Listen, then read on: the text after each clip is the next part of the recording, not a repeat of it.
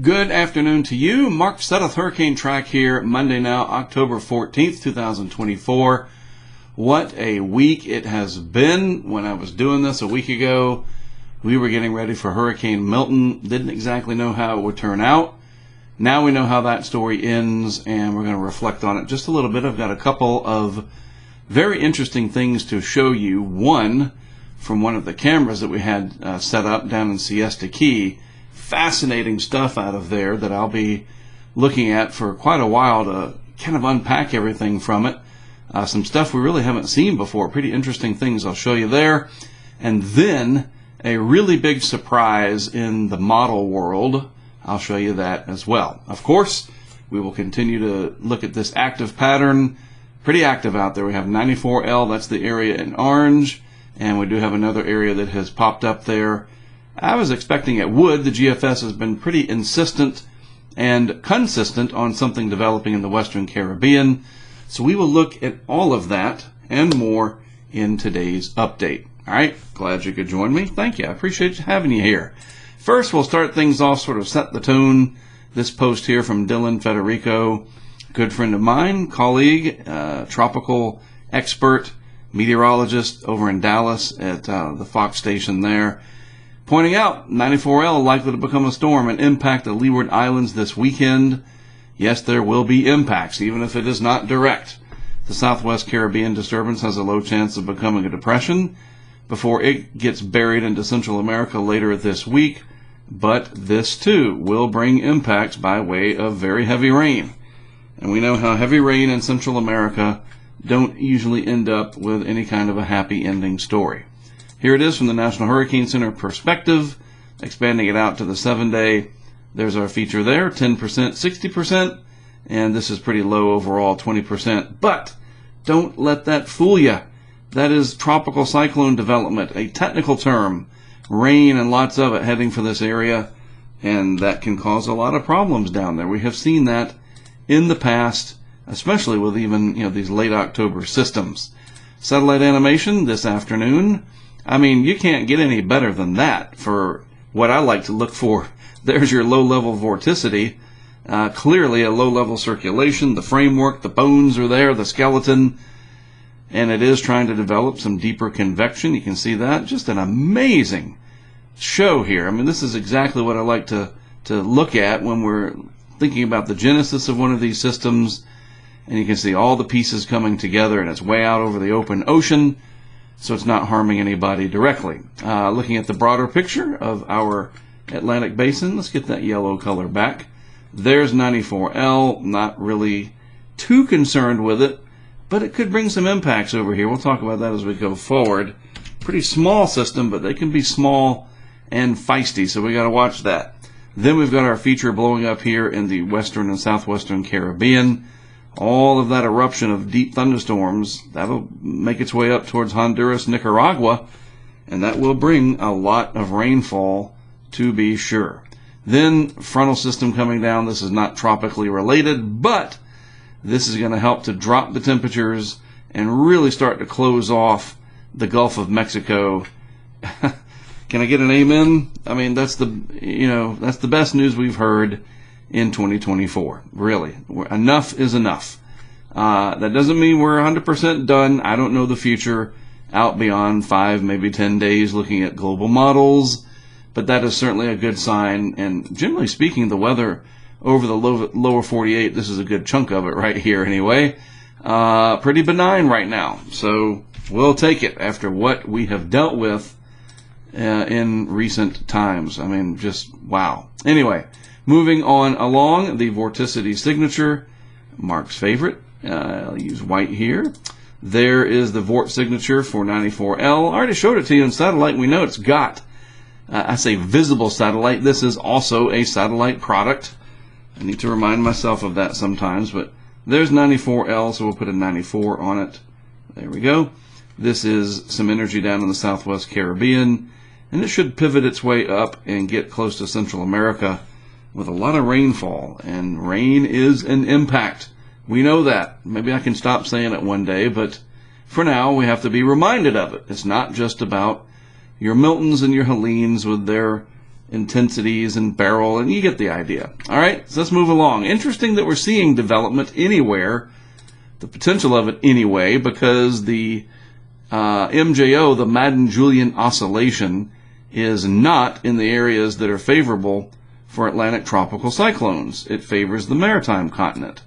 Way over there, near Indonesia, the Philippines, kind of that region, and towards the western Pacific, we're usually looking for phases 8 and 1, and some of the model ensemble members do get it back into a more favorable region.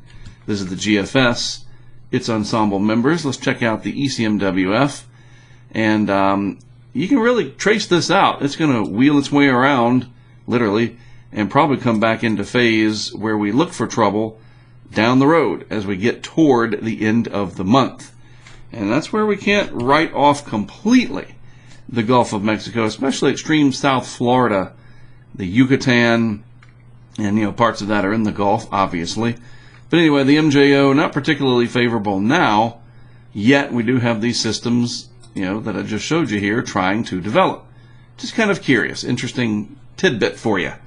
Alrighty, so the anomalies, how are we doing there? This is where Kirk and Nadine have done their work to carve out an area of anomalously cool water.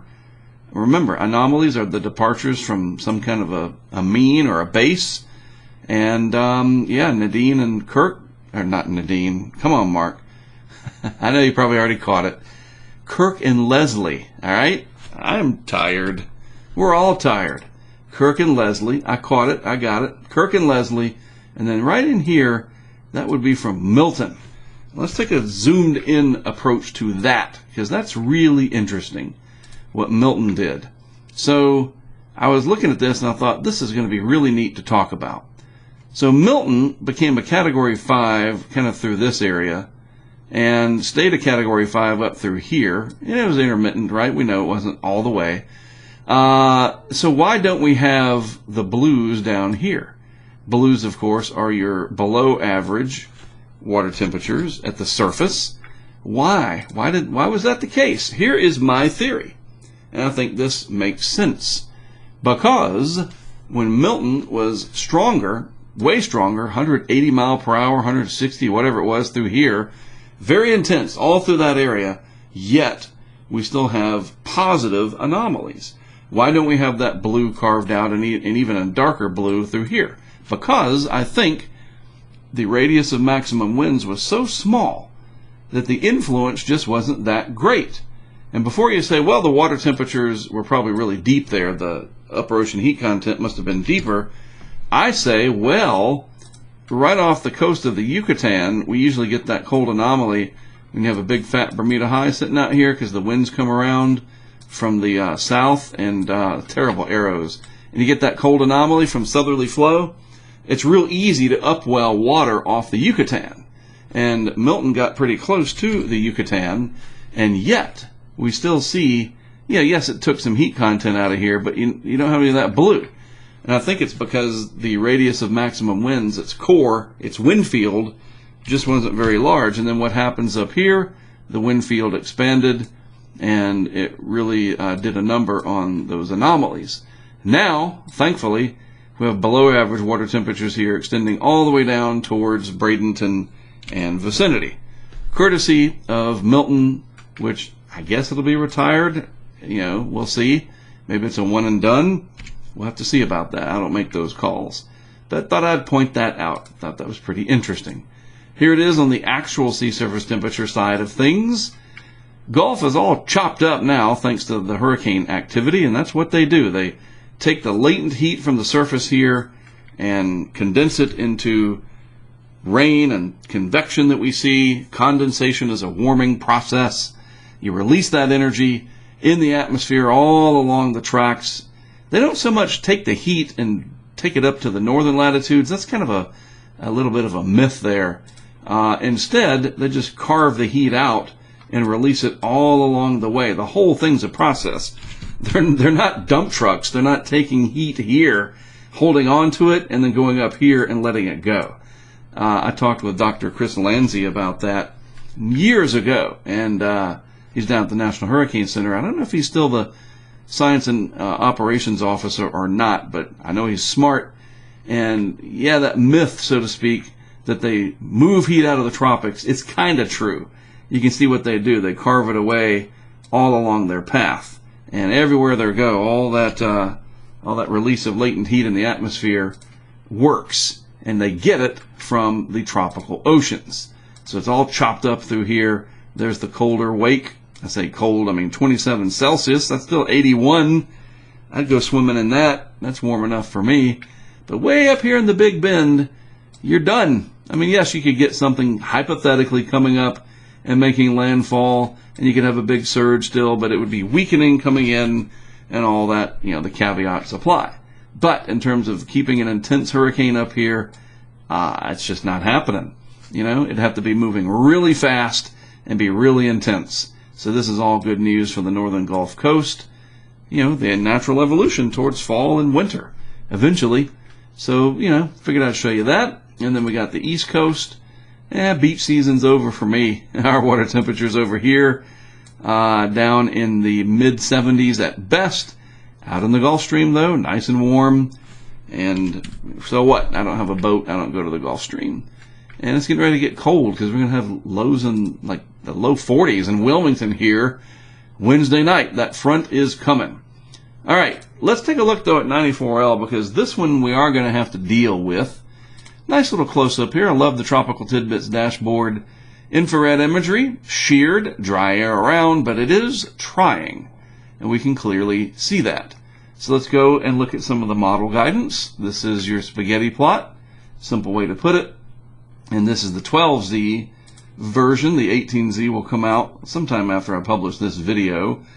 Overall, the envelope of most of the models brings it up and around and then buries it down into the Greater Antilles over here. It's going to be a small system. That doesn't have a huge envelope of energy to work with, and it can ramp up. It can do that. That's why some of the modeling is quite aggressive, getting it into the hurricane realm, but it'll be pretty small and pretty susceptible to all kinds of environmental, shenanigans. And it could intensify very quickly and it can drop very quickly. So we have to watch this. Again, it is starting to form some convection. It's going to be a few days before it gets there. This is what some of the ensembles are showing. 12Z GFS. Interesting. I don't know what this Genesis 032 is. I'll have to, maybe somebody out there knows. The collective, the crowdsourcing of useful information. Anyway, it's 94L, and then they added that. Must be part of that controlling the weather thing. There we go. We found it. We found the code word. All right, problem, mystery solved. Anyhow, some of the GFS models hitting it kind of close to the leewards, so we'll have to watch. Got to be on our toes about this stuff. What I am more concerned about is the possibility, it could become a hurricane, but I'm more concerned that it could get into the Greater Antilles area. I want to go to the modeling over here and cause a lot of rain down there. And we can see that on the precip moisture. I'm trying to remember all my stuff here. As it scoots in, very small. There it is, a little pocket of energy. All that green over there indicates a lot of moisture. So yes, we could get some heavy rainfall throughout this region. And yes, that is, here's another reminder, say it with me, rain is an impact. So possibly the Dominican Republic, east side there of the island of Hispaniola, and then across Haiti. That's a lot of moisture, and that is a concern to me, as is this huge area of moisture. Raining really hard, that's coming for Central America. So we could have two problems here, even as we have a 1036 millibar high. I'm not a real big fan of fall, but I'm ready this time. Huge area of high pressure coming down. None of these are going to be able to come up into that. That's not how physics work. So they're going to get kind of stuck down here in the Caribbean. But I want to highlight this with red. I worry about these because of the water. The water, yes. Flooding. So we got to watch that. Our friends in Puerto Rico, U.S. British Virgin Islands, into the Dominican Republic. People vacation down there. This is important. We have cruises, don't we? Somebody that I know real well. Yeah, somebody I know. A good friend of our project is on a cruise down there right now. I think he gets back before all this starts to happen. But really, this is a very serious thing, despite, well, there's no intense hurricanes out there. What's the big deal? This is the big deal. Lives are at stake when you get that much rain, so please do pay attention. All right, now, this is what I wanted to show you. I am super excited about this. Was doing some reading over the weekend and perusing different things related to tropical stuff. Always working. Always working. Everywhere I go, I'm looking at stuff. This thing right here, it can be a blessing and a curse. We all know that. Lots of good information right there. And I discovered that, the National Hurricane Center did a very good job with their initial forecast coming into Florida. Now, because Tampa was such a target, and we know the vulnerability of Tampa Bay, it became a huge, hyped thing. I was part of it. It's very, very serious. The catastrophe that could have ensued, had the track been about 25 miles more to the north, would be unthinkable. It really would have. All right? We got very, very lucky. 25 miles. You can get on a bike and you can go that route. You can go 25 miles. You can be a little winded afterwards, but that's nothing. All right? That is a razor-thin margin. We came 25 miles from an utter national catastrophe. And it really would have been bad. There wouldn't have been any Tampa Bay Saints game. There wouldn't have been any baseball. Probably no hockey coming up. What do they got, the Rays down there? Seriously, we got really lucky. But we saw it coming, and we were very worried about it, and for good reason. The vulnerability of Tampa Bay is a real thing. Hurricane Center did a great job. Other models did too. But one of them, an up-and-comer, the ECMWF, the Euro AI model. I was skeptical that the AI models were going to be able to do much because with AI, you need literal truckloads of data. If you could fill up terabyte little chips and throw them all in a dump truck and they're all full of data, that's how much data. Large language models, you think of ChatGPT, like I use an AI app for music creation called Suno. Some of these apps and models ingested the entirety of the internet. That's a lot of data. It is incomprehensible. Weather data is nowhere near that much on a daily basis. Even going back to the last 30 years, it's just not that much. Not compared to the trillions and trillions of web pages and posts and pictures and every little tiny thing that's out there on the internet gets put into these AI models that we see generate all this other stuff. Okay, that's the background here. This is important. So I was not sure, I don't think whether AI is going to be able to do much. We just don't have that much input. Well, we might be onto something here. This is the Euro AI, appropriately labeled the ECAIFS. I'm assuming it's the European Center AI Forecast System. I just assume that's what it is. And this, my friends, is the 12Z run on October 7th, a week ago. Last Monday, when I got up and started working, I was over here in Orlando, and I was going to get my update ready. I was going to do my YouTube Live, and this was sitting out here. This is the 12Z run. That's when it got initialized. Don't worry about the pressure. The global models really stink at the pressure, even some of the hurricane models. But the track, we move this out 60 hours, and look what happens. The AI model pretty much nailed it. I don't have an exact right down to where it came in, but that is darn close to siesta key. And we can zoom in. I'll just show you. You get a better extent of it here, and we'll just do it from here on out. Really, really, really accurate. It's not up here. It's not down there. And that's 60 hours. Is it going to nail it 5 days out? I don't know. We'll have to see. But that's pretty darn good for 60 hours out. Wouldn't you agree? I think that's remarkable. Now let's just move it up to Tuesday. The 12Z run on Tuesday, last Tuesday. And how did it do? Same kind of thing. It wasn't getting all crazy. It's just spot on. Same spot again. Very consistent. Again, with the pressure, not so much. And the intensity, that'll come. Some of these hurricane models, they'll handle that. That's their job. But it did really, really well. And then finally, we move it up to Wednesday morning, the day of landfall, and you would expect that it would do a really good job. and it did. And it maybe just a hair south on that one, maybe. But again, it's only a few miles. My point is, we never saw, let's just go back. Let's go back to the earliest possible. That was 6Z on Monday, a week ago, 6Z run. Brought it in pretty much right over where it really made landfall. And I think what we really need to take away from this, we didn't see runs up here, over here, down there. It wasn't a huge spread at all.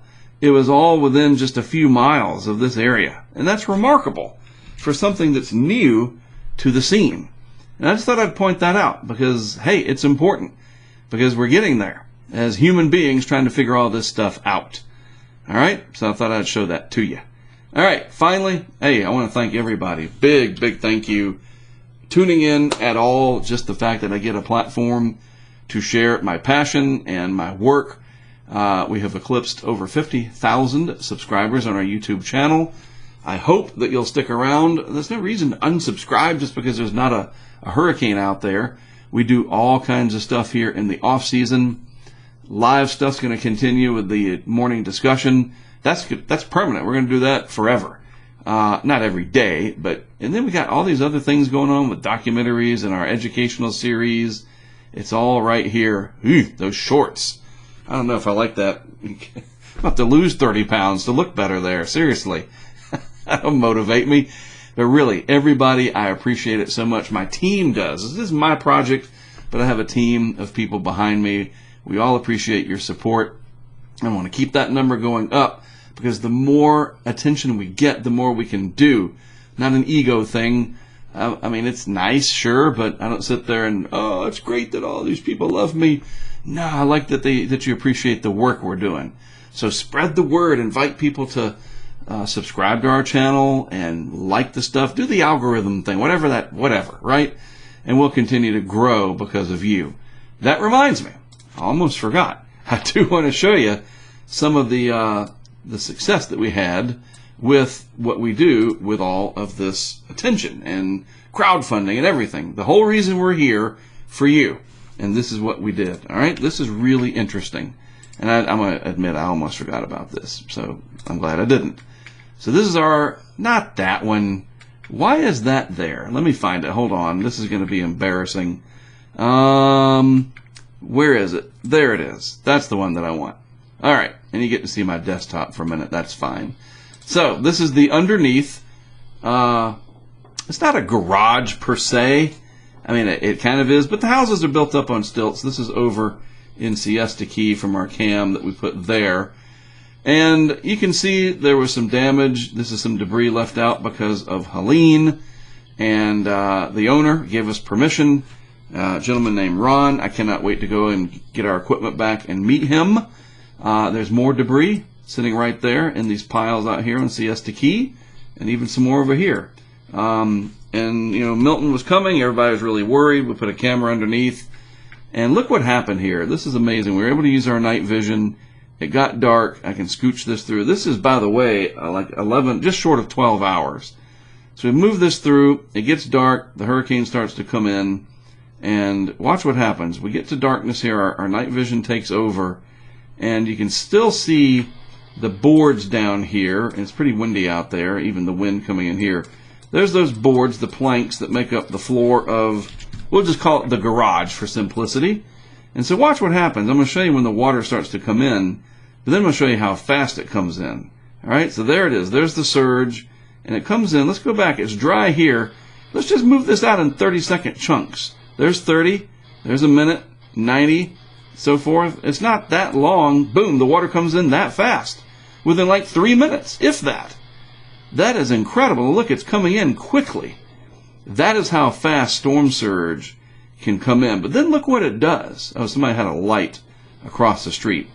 There it is. There's the surge flowing in on the main road out there, flowing in under Ron's house. This is very, very helpful because we can see how the storm surge works. But look, it comes up really fast all of a sudden. Watch this. Look at that. And then it comes up even more.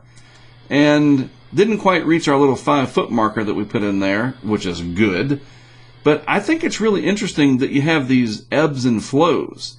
that the surge would come and go. See, that's really interesting to me. I don't know why that is. You would think it would be consistent. So something interesting there. We always discover something, all that debris in there, and then that light coming on out front was pretty helpful. Let's see, what is that?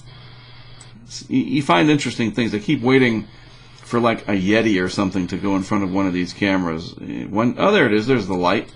Yeah, so the water's pretty deep out here, a couple feet. Certainly could have been a lot worse, but really fascinating to see the surge come in and jump up and down like that over and over, and it didn't stay consistent. Again, we always discover something, and I wanted to point that out to you on today's update. There we go. Now I'm done, and we're done. All right? Let me get me back over here so I can sign off. So yeah, pretty big update today. A lot to go over, and again, I appreciate you tuning in very, very much. All of us at the Hurricane Track community do. I hope you have a good rest of your Monday, a good rest of your week. I'll be back every day, though, certainly doing these updates. No live update tomorrow, but we will do a 9 a.m. Eastern Time discussion, the morning discussion, as I call it. Look for that this coming Monday at 9 a.m., and then, of course, we'll do these daily updates in the afternoon. All right?